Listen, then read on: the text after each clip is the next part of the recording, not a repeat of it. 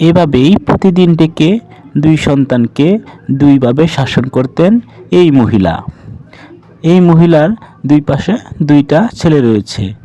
একটা ছেলের গায়ে সাদা শার্ট পরা, ওনাকে দেখতে খুব সুন্দর এবং স্মার্ট লাগছে, এবং অপর পাশে একটি ছেলের গায়ে সবুজ শার্ট পরা এবং দেখতে অনেক অসহায় মনে হচ্ছে।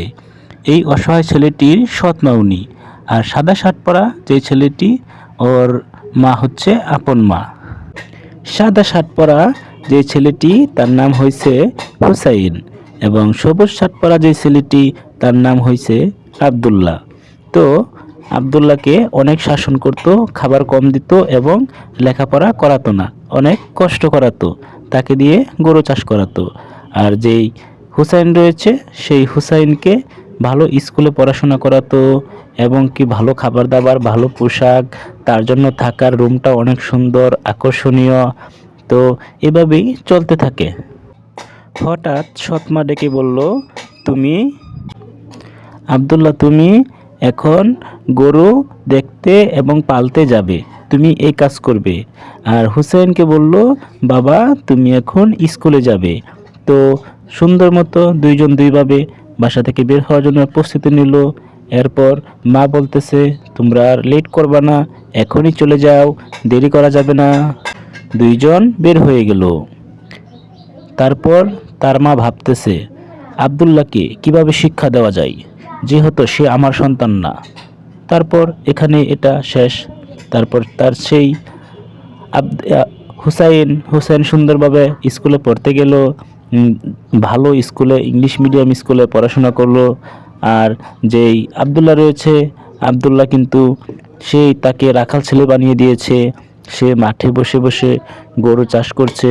তে হঠাৎ করে সে তার মনের কথাগুলো, দুঃখগুলো প্রিয় বন্ধুদের সাথে শেয়ার করবে। তোমরা সবাইকে এখন তার কথাগুলো শোনার জন্য প্রস্তুত। এখন আব্দুল্লাহ তার মনের দুঃখগুলো তোমাদের সামনে তুলে ধরবে। তোমরা কি ভেবেছো আমি গরিব? আমি কখনো গরিব ছিলাম না।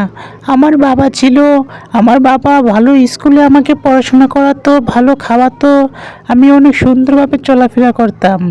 হঠাৎ করেই আমার আম্মু মারা যায়। মারা যাওয়ার পর বহুদিন এভাবে আমার আব্বু একা থাকে। তারপর আমার আব্বু রান্না বান্নার জন্য, কাপড় চোপড় ধোয়ার জন্য, সব কিছু করার জন্য আমার আব্বু সিদ্ধান্ত নিয়েছে আরেকটি বিয়ে করবে।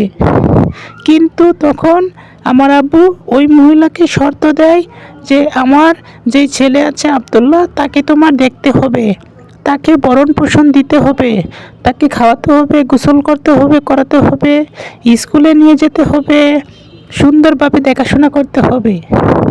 কিন্তু বিয়ে করার পর আমার এই সৎ আম্মু আমাকে কখনো ভালোভাবে কোনো কিছুই করায়নি। যেমন ধরো, আমাকে স্কুলে পড়তে দেয়নি, আমাকে খাবার খাওয়াই দেয়নি, আমাকে গোসল করে দেয়নি, আমাকে সব সময় নির্যাতন করে, আমাকে অনেক বকাঝকা করে, এমনকি আমাকে প্রচুর মারে মাঝে মাঝে।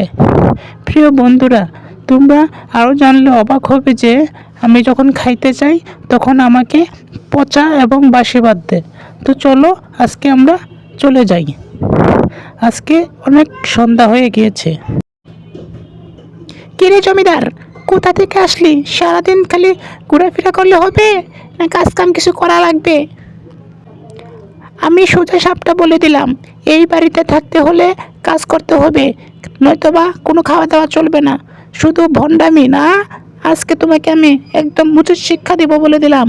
তুমি অনেক বেড়ে গিয়েছো, তোমাকে কাজ করতে বললে তুমি মাঠে গিয়ে বসে থাকো।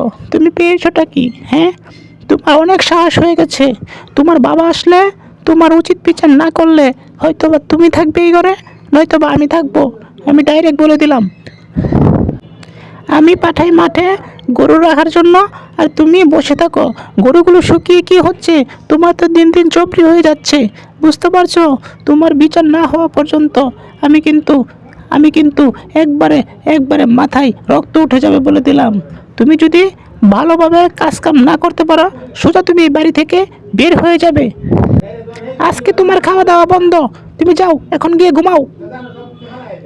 চলে যাও আমার সামনে থেকে, তোমাকে আর আমার দেখতে ইচ্ছা করতেছে না। তোমার মুখখানা আমার কাছে বিরক্ত লাগতেছে, বের হয়ে যাও। আম্মু, আমি চলে এসেছি স্কুল থেকে, আমাকে খাবার দিবা না? হ্যাঁ মা, তোমাকে খাবার দিব, চলো কি খাবা বলো। আম্মু, রোস্ট খাবো আমি, রোস্ট। হে, কি মজা, কি মজা। ওকে বাবা, চলো, তোমাকে আমি রোস্ট রান্না করেছি তোমার জন্য। আর ওই ফকিন্নিটাকে আমি আজকে খেতে দেইনি জানো। ওকে মা, চলো আমরা দুজন এখন একসাথে খাবো। মা, আজকে না আমার মনটা অনেক ভালো, আজকে আমার স্কুলে অনেক মজা হয়েছে, অনেক আনন্দ হয়েছে। মা, আরও জানো, আমার আমার স্কুলের টিচার না বলেছে, কি বলেছে জানো, আমি নাকি পাস করব। ওকে বাবা, তোমাকে অসংখ্য ধন্যবাদ। তুমি অনেক ভালো করে লেখাপড়া করো, তুমি বড় ডাক্তার হবে, নয়তো ইঞ্জিনিয়ার হবে। আর ওই ফকিন্নিটাকে আমার এই বাড়িতেই রাখবো না। ঠিক আছে মা, আমি খাওয়া দাওয়া করে ঘুমিয়ে যাব, তুমি খাওয়া দাওয়া করে ঘুমিয়ে যেও। ওকে মা, টাটা। যাই, ঘুমিয়ে যাই, খাওয়া দাওয়া ভালোই হয়েছে, আর কিছু ভালো লাগছে না, ঘুমাই এখন। এখন আমার ঘুমাতে হবে, একটু ব্যায়াম করে ঘুমিয়ে গেলাম। আমাকে খাবার দেয় না, আমাকে কিচ্ছু করে না, আমার প্রচুর খিদা পেয়েছে, আমি এখন কি করব? আমার এখন কান্না আসতেছে, আমার আব্বু এখনো বাড়িতে আসে না। আমার জীবনে এত কষ্ট কেন? আমার দেখার কেউ নেই। প্রিয় বন্ধুরা, ভিডিওতে লাইক করে দাও। এই ধরনের ভিডিও